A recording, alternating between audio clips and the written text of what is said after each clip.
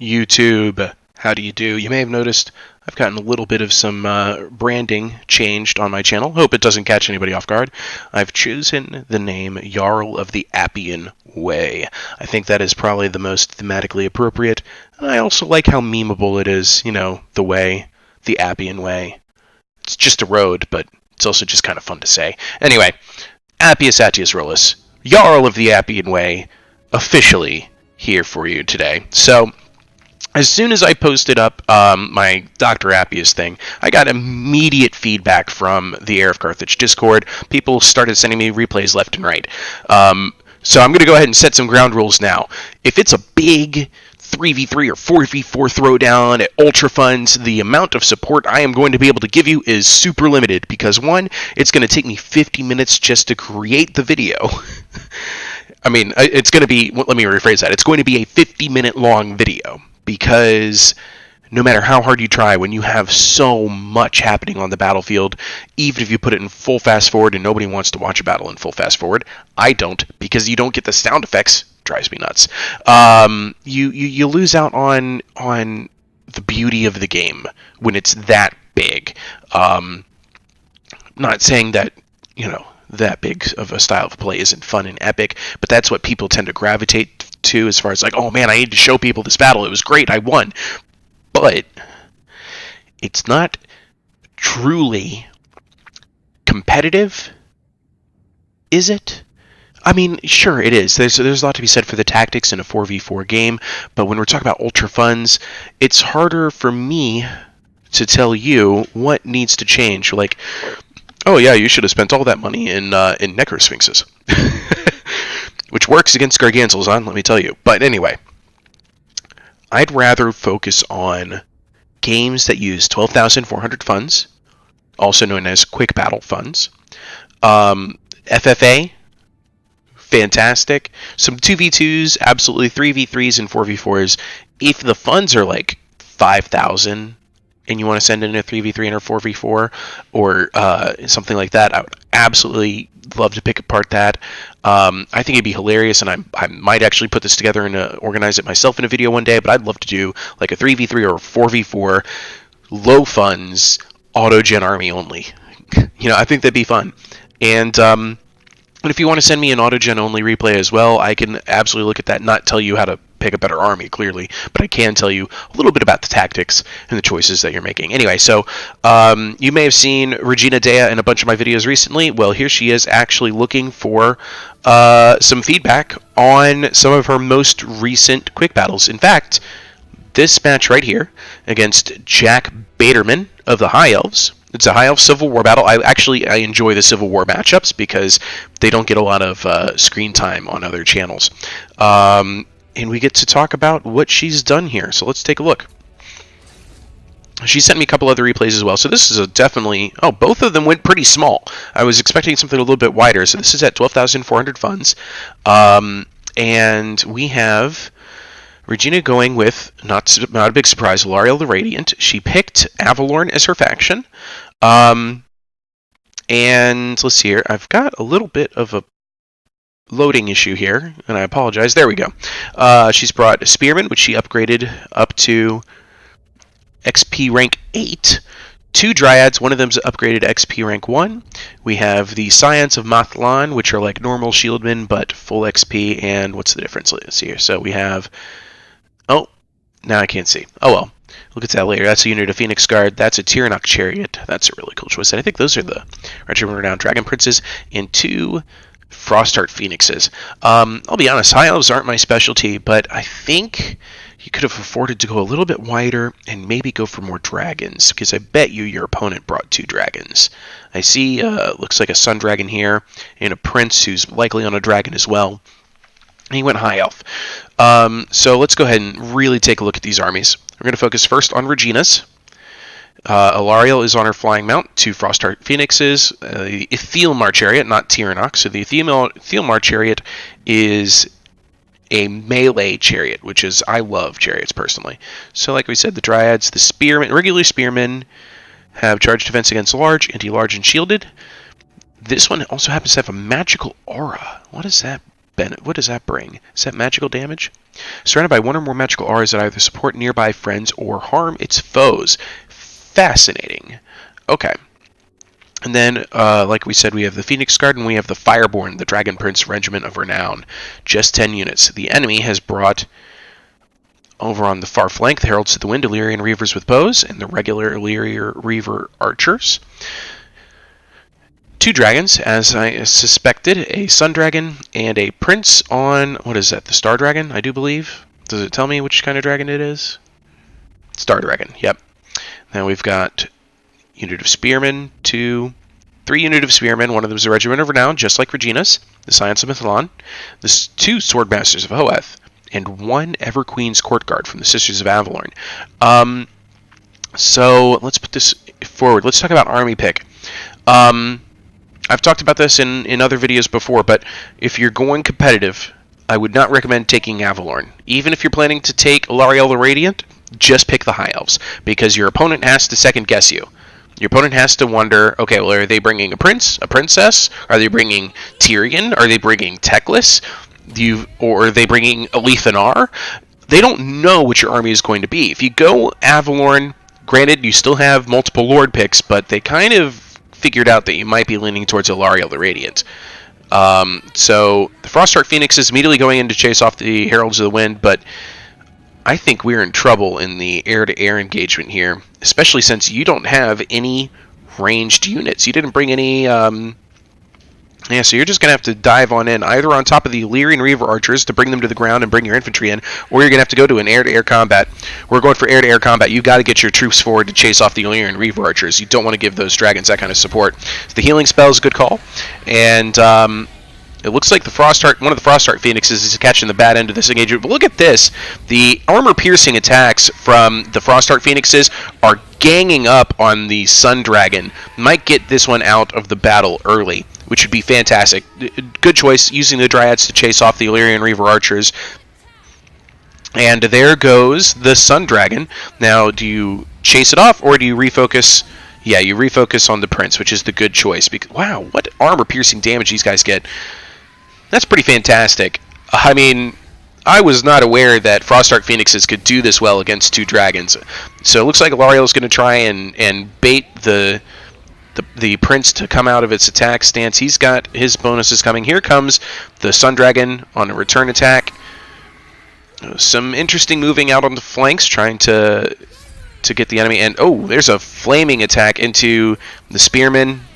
And, okay, and everything's happening very quickly here. I guess the Spearmen's...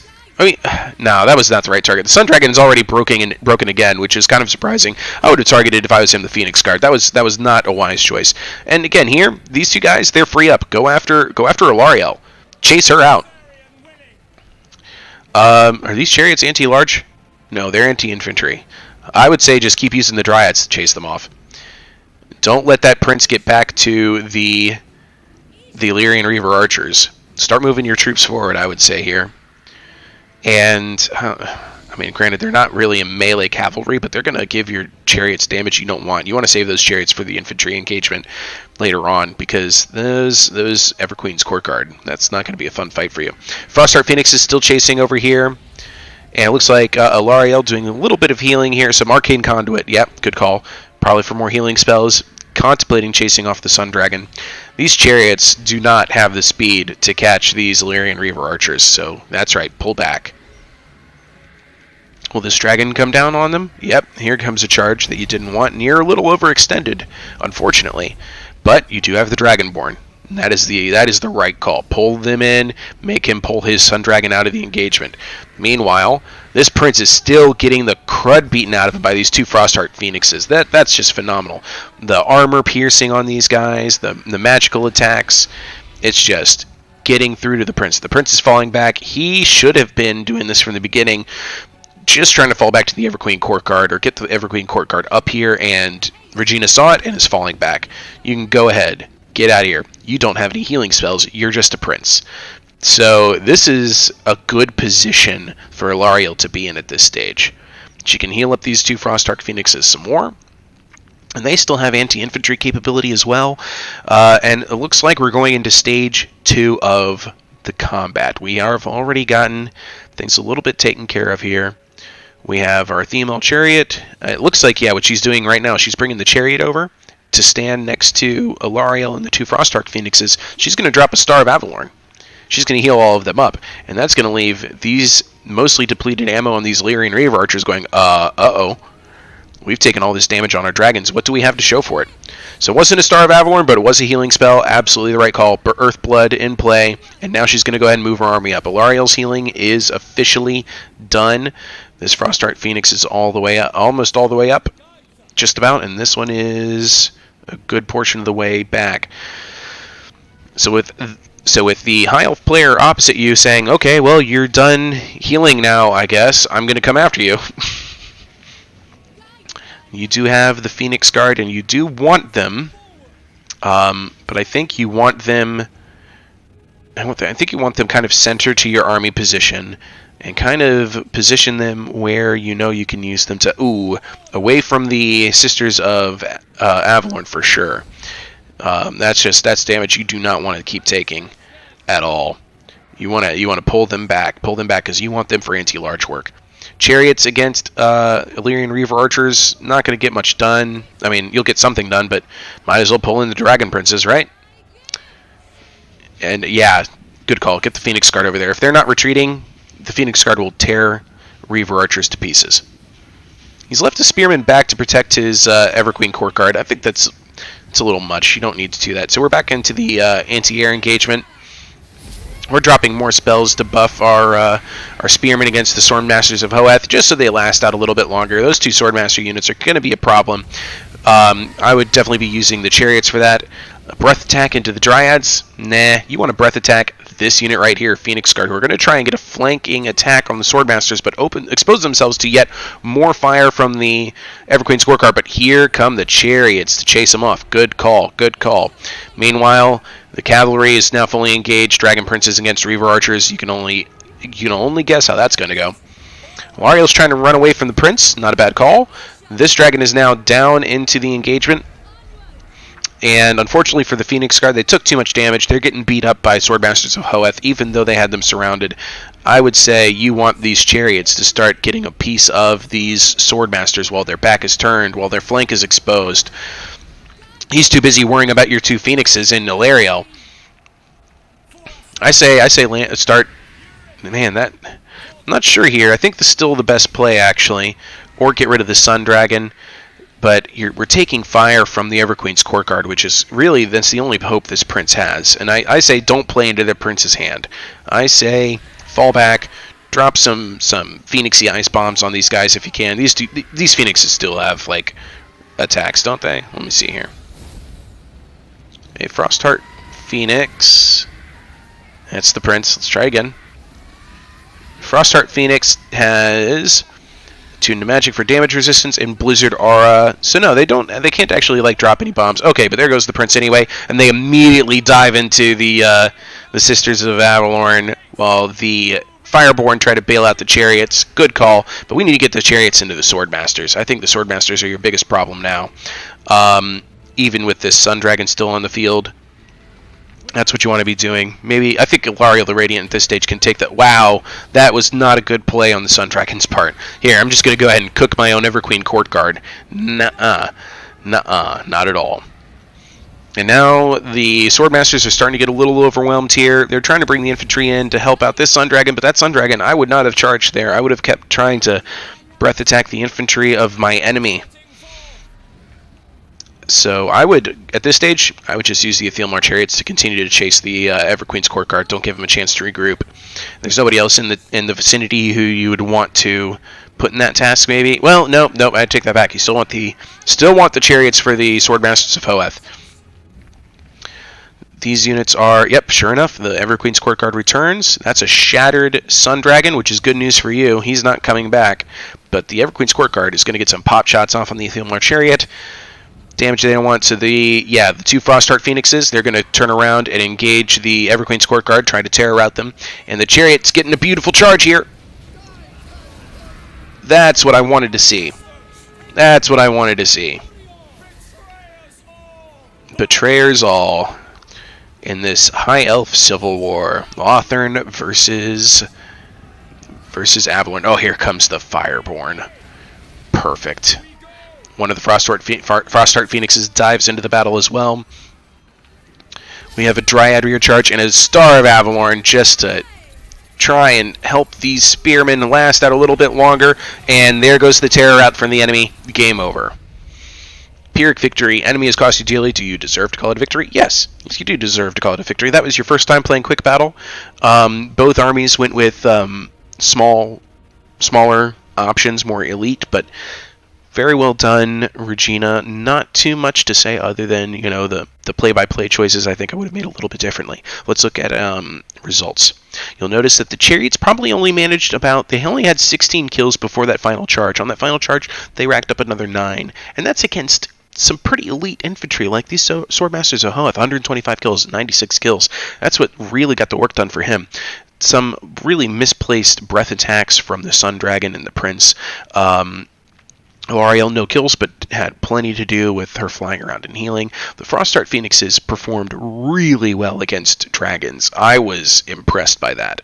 Very impressed. Sun Dragon and a Star Dragon they're not bad units by any stretch of the imagination. So that went very well for you. And that's something I learned. I want to see more Frostheart Phoenixes in High Elf armies, especially if you're thinking of taking on some dragons. Those magical attacks, armor piercing, they just overwhelmed them, and you only had the support of L'Ariel. I'd be interested to see the cost exchange there. L'Ariel, Flying Mount, 2 Frostheart Phoenixes versus a Prince on a Star Dragon and a Prince on a Sun Dragon. Very, very well done, I'd say. Now let's go ahead and look at her second matchup. This is another High Elf matchup. She was playing against a different player, Choke D79. Let's watch this one.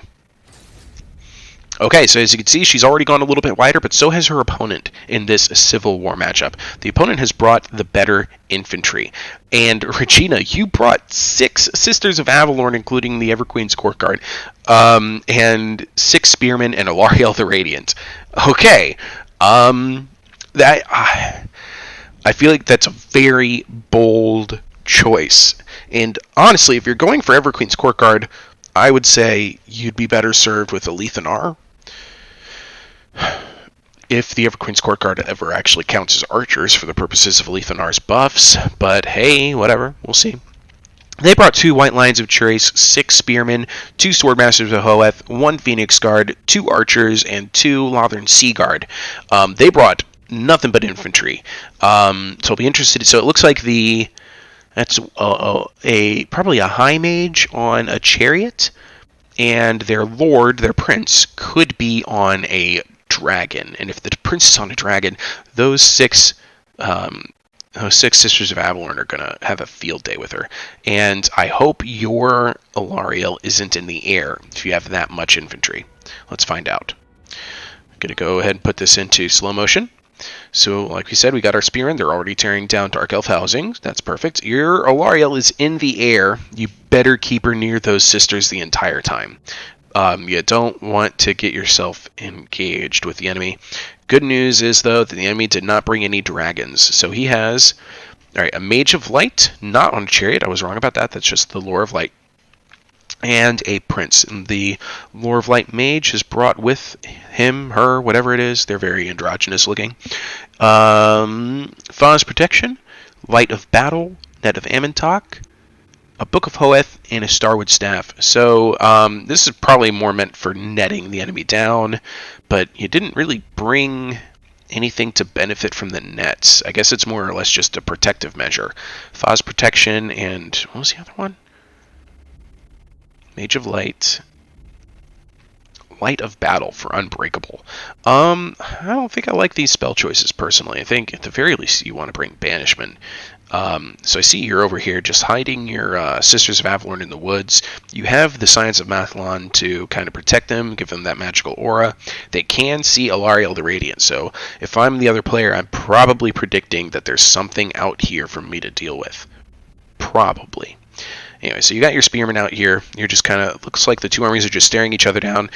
I'm this player, I'm looking at what's in the field, and I'm going, okay, I see they've brought Spearmen.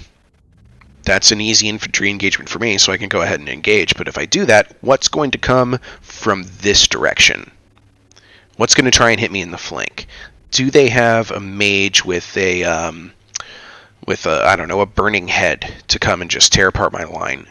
And I see you're doing a little bit of maneuvering here. It looks like you're shifting over. Yeah, this is a shifted battle line, which is a great strategy. So you get your guys next to a wood, and eventually I'd actually say you want to start shifting over this way and facing your line like this, and he's going to turn and face your line to be parallel to yours, and then all of a sudden your Sisters of Avalorn have flank shots on their army that's deployed like this. The shifted battle line is a tactic that works really well in 1v1 scenarios in Total War, or 2v2, or even 3v3, so long as you're on one of the flanks and you have an ambushing position. But as you can see, this high elf player, he's not really buying... Oh, yes, he is. You see, all of a sudden, he's shifting his line to turn and face yours. It looked like he was heading off this way to check out the woods, but he's decided, no, I'm going to shift and join my line against your line. He's put out a net on one of your spearmen, whatever. That's not exactly what I would call a high energy, high play move. Your spearmen are charging his line. You have charge defense. I mean, granted, it's against large, but I'd say you're not really one for the engagement. I love this. Okay, Sisters of Avalorn are in place, and here come the arrows. Right into the Swordmasters of Hoeth. Let's watch some Swordmasters melt, shall we? Let's see how long it takes them to notice. Half their health. Quarter health. Routing and broken. And I don't think he ever noticed. Yep, now he's noticed. The entire Swordmaster of Hoeth unit is gone. He's finally noticed. Alright, so your infantry are losing. Let's not even pretend that's not going to happen. Prince here has already activated Deadly Onslaught. He still has... I think you're doing the right thing here. Just keep the spearmen up to protect, and just start disintegrating their flank. This is great. If I'm the enemy, I need to start thinking about getting my units into these archers and just dealing with them. Next target, going for the Lore of Light Mage, who didn't bring the spells to really stop you. So I say just keep going for their ranged component and then their Phoenix Guard. Pulling off an Earthblood, help replenish the spearmen that you've brought here. They need it, let's be honest. Alariel is dodging plenty of arrows here. Spears of Mathlin have engaged with the 2 units of spearmen over here, so this is actually a fight you could probably turn around with a little bit more healing. The Lord is pulling through and going after your regrouped units, and has kind of left their white lines of trace here just standing. But okay, here comes the Phoenix Guard. And you've already started retargeting. You've left that Mage of Light alone. You're going for their archers. Please retarget the Phoenix Guard. The Phoenix Guard are their next most expensive option here. Honestly, I don't think those archers are going to do too much to Alariel at this stage. The Northern Sea Guard or the archers. But those Phoenix Guard, they can. And sure enough, she's retargeted. She's going for them. And those shots are also going to get into this blob here and get some collateral kills as well. And she's also sending some units off to the side. You've been left alone, and you've been really benefited from the fact that your opponent picked all infantry. If they had brought some fast movers, you'd be in trouble. Even just 2 or 3 units of Silver Helms could have caused you a lot of nightmares. So, okay, we've retargeted back for the Mage of Light.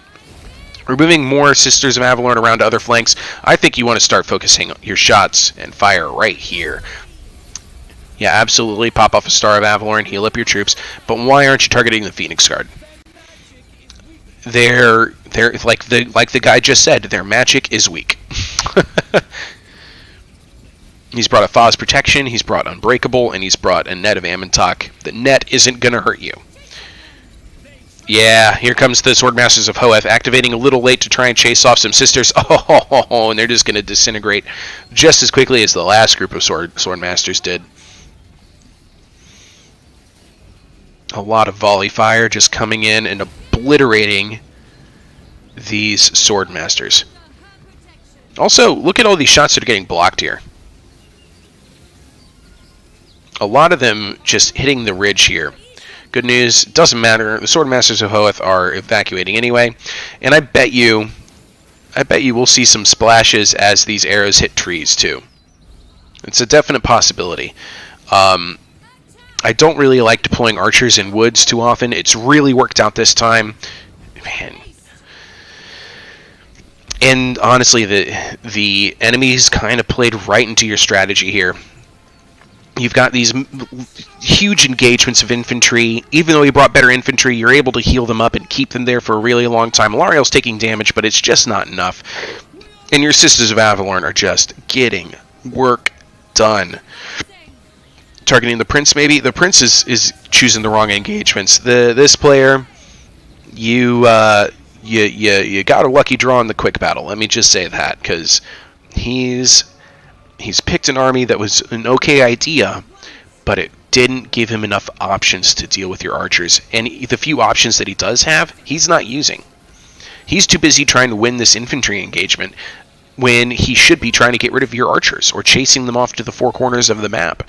Yeah, the Sisters of Avalorn are good in melee, but how good are they exactly? Well, let's find out.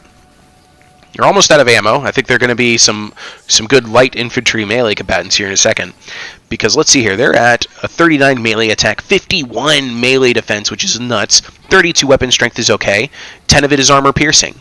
Let's compare that to a... Is this a Swordmaster of Hoeth? Okay, let's compare that to Swordmaster of Hoeth, which has 33 speed, 46 melee attack, only 36 melee defense, and 36 weapon damage. And that's in melee, and anti-infantry focused. So these, 40 armor, speed of 36, these guys, they're going to, or sisters, ladies, they're going to do okay. And this is the position you should have taken a while ago, because they weren't going to engage you. You may as well have just come back here, because he was so devoted to fighting your infantry. I'd make him realize the error of his ways. And that's exactly what you're doing here.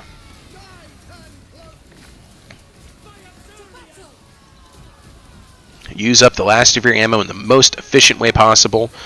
Their prince is now stuck in the middle of all of this. And here comes this Sister of Avalorn on a rear charge. That's kind of how you want to use light infantry. You want to use them in rear charges like this, and they're just going to go ahead and have these spearmen for lunch. 22 melee attack, 50 melee defense, 39 melee attack, 51 melee defense, 32 weapon strength versus 25 anti-large weapon strength. Sisters will win this.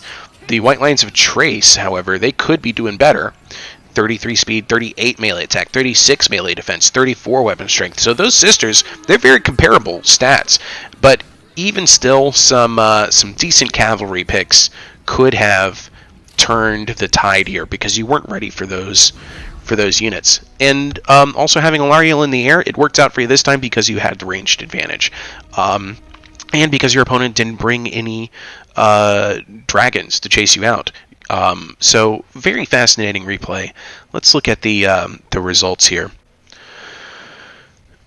And if you're watching this and you think I've said something stupid and you really want to tell me that, or tell Regina that that I could be giving better advice, please share it, because this is a learning experience for everybody, and myself included. I am by no means an expert in competitive play, but this is some pretty fascinating stuff. Choke D79 really played into your hand and was too stubborn to do anything about your Sisters of Avalorn, and the kill numbers explain why. They just couldn't do it. I think you had some decent positioning there, and everything worked out for you. I think you could have had better positioning, especially towards the later stages of the battle, and your target acquisition was mostly all right. Okay, so one more replay she showed me. This time it's High Elves versus Empire, also in quick battle. Regina's picked Avalorn again, and she's playing against Fenris as the Empire. Let's watch this one. Okay, this time 4 Spearmen, 2 Dryads. We've added some XP chevrons. We also have the Regiment of Renowned Spearmen, so that's 5. It looks like is that a Silver Helm, I believe? And the Fireborn, 2 Frostheart Phoenixes, and once again, Alariel the Radiant, probably on her flying mount. Fenris has brought a General of the Empire, 4 units of Spearmen, 2 units of handgunners, 2 of the Free Company Militia, 1 of them is Regiment of Renown, so 3 actually Silver Bullets, so 3 actually units of handgunners, 2 steam tanks, and Why did that spearman get deployed at the bottom of the page? So 5 spearmen. It's weird, really weird that it's down there. BW Fenris has ranged advantage by the looks of it. Absolutely. So you've brought a high elf rush army using spearmen and dryads, but your real killing power here is in your Frostark Phoenixes. And you do have back here the Dragonborn, the Fireborn, and Illyrian Reavers, actually. So it's a shock cavalry meant for rear charges. All right. This could get bad for Regina, but let's see how it plays out. I'm very curious. I think you've definitely got the infantry advantage. Their tanks are immediately going to start opening fire on Ilariel, so she's going to wisely pull Ilariel back. Too often in the rush tactics, you just kind of you select everybody and you click a move order. You try to get your formations up there, and your fast units get up ahead of things, and they start getting peppered. So she just needs to keep Ilariel on the move at this stage. Was that an Earthblood? Yeah, Earthblood and an Arcane Conduit. You probably could have waited on the Earthblood. I don't think Ilariel was in any dire straits. I think you just need to keep those 3 moving. Yep, and because you started moving around, he's already retargeted for your infantry. Which is a good call, because I don't think he wants to face this infantry. I mean, you both have brought your basic generic spearmen, and Elven spearmen are gonna beat Empire spearmen for sure. Dryads, they bring in some damage potential with magic attacks and their dryadiness. There goes another Earthblood. Yep, absolutely. Dryads, these are weak against armor, but they're damage dealers. So these are guys I would deploy them on the flanks, and I'd try to get them around to the side. I'd use them like you used the Sisters of Avalorn in that last battle once they ran out of ammo. And I'd also use them to try and chase off handgunners, Free Company Militia, if possible. So he's got his 2 Free Company Militia up front. They've already opened fire. He's got the Silver Bullets back here. They're going to start opening fire. He wants to weaken your infantry as much as possible, give himself the advantage. Okay, so here we have the Sterling's Revenge. They've already taken some pop shots off on the Illyrian Reavers, and right away they've got to fall back. So he sees that you're coming around to the flanks, as you should. And he's trying to reposition his army, get some more defensive geometry. Maybe he should have spread out his spearmen a little bit more. He needs to get his Free Company Militia into these engagements as well. Battle lines have been joined. Or, no, that looks like it was just a move order that you did. You need to get a charge in. I mean, there's no reason you shouldn't at this stage. Get the charge before they do. And your Illyrian Reavers just get routed by a General of the Empire. And I love this engagement here. So the Sterling's Revenge and a Steam Tank versus a Fireborn. Get these units in here. There's no reason you shouldn't be. Get them into the back end of those spearmen. Get these spearmen into that army. They're going to start trying to pepper down your Lord, I would think would be their target. Okay, so we've engaged their Flying Lord. We're taking plenty of damage. You dropped a Star of Avalorn, but who's benefiting from it? Looks like nobody at this stage. Okay, you did get the Illyrian Reavers into it. Yes, the Illyrian Reavers are going after their ranged units. That's perfect. That's what you want. The Silver Bullets in particular should be taken out. We've got some cycle charges now from the Fireborn against the Steam Tank. The Fireborn are anti-large, but that is a lot of armor on the Steam Tank. I think you're making the right call here. You're getting the Dryads into the back end of their spearmen. You're going to win this engagement. The front line, all yours. I'm much more interested in what's happening behind it. And here comes a banishment right along the back line of your spearmen in the flanks. That's your banishment, isn't it? That's really unfortunate, because I didn't see the enemy bring any Lore of Light magic users. We're getting some more cycle charges against the Steam Tank. No, we're going in for the Sterling's Revenge now. I hope you can hold down their Steam Tanks long enough with your spearmen. And sure enough, we're getting routes all over the place from all their handgunners, their Free Company Militia. And look at how little damage these spearmen have taken from the Steam Tank. I'm really surprised by that. And how's our other tank doing? The other tank is lined up and probably just taking cannon shots at the Fireborn. That's a good call. And if I'm the Empire player, I got to decide, do I want to win the infantry engagement? If I do, I'm going to start having my Steam Tanks retarget and go after these. That General of the Empire isn't shattered yet, so she's wisely decided she's going to send back Alariel and one of her Frostheart Phoenixes, the one that's fully healed, to help out her fights, while she has the lesser healed one go after the General of the Empire. Speed 90, speed 100, so he shouldn't be able to get too far away from you. Chase him all the way to the end of the map, get him out of here. The Spearmen reactivated, gonna go for the Handgunners. Good choice. Handgunners are trying to do something about Alariel, but you are now chasing off, routing handgunners and Free Company militia in the woods. The woods will offer you some protection from ranged fire, but not all. I think at this point you want to be getting your Frostheart Phoenixes into their steam tanks. The steam tanks have decided this is ridiculous. Spearmen should not be holding out this long against 2 steam tanks. Those spearmen are doing fantastic anti-large damage against the steam tank. I'm very surprised at that. Granted, they had a lot of support from the Dragonborn, but have steam tanks gotten a nerf lately? What is going on here?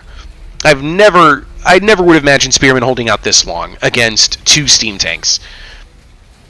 This is incredible. We learn something new every day. Alright, sure enough, you've wrapped up the infantry fight pretty handily.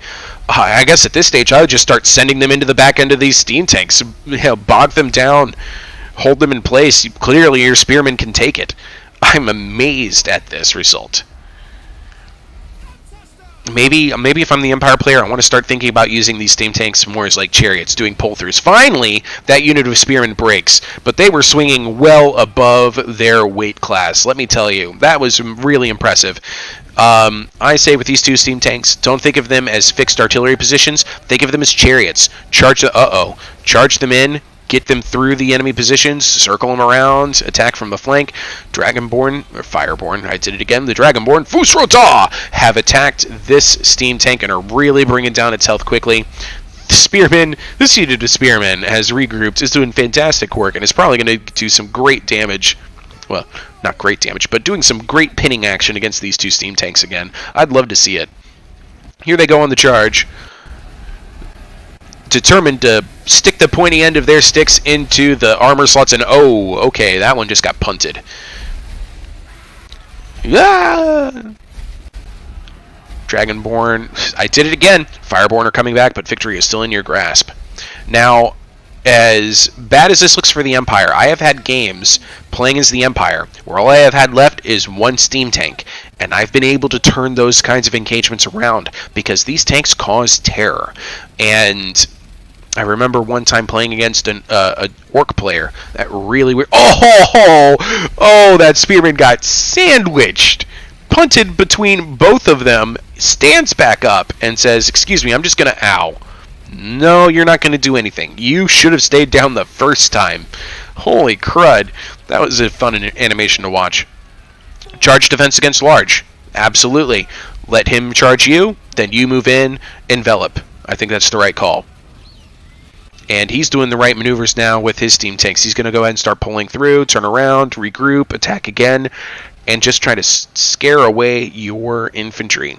As I was saying before, I have had games against orc players in particular with just a steam tank left, where I've been able to kite their army, deal damage to them as they're chasing me, and scare them away. And I've had those games turn into victories. But you have the tools in place. You have the Frostheart Phoenixes. You have Alariel the Radiant. Charge out and destroy this last steam tank. I mean, what's left of this steam tank. And then tie down the other one with your infantry. Hold it in place. The other steam tank's going to try and regroup and join the first one, which is the right call. Let me take this opportunity to ask my audience, how's the audio balance doing today? I've tweaked some things. I've found some success. I think you didn't need to pull out. I think you could. Oh, the Dragonborn. Still not enough damage on the charge. It's got to be some sustained attack. It has to be. I'd say get those 2 Frostheart Phoenixes back in here. The charge isn't really getting you much. It only has 31 hit points left, and kaboom! There you go. Now it's all that's left is this other one. I don't think the charges are the way to go here. I think it's actually much more important just for sustained damage. Yeah, Star of Avalorn. That's all she wrote. That tank's going to try and get out, which it should.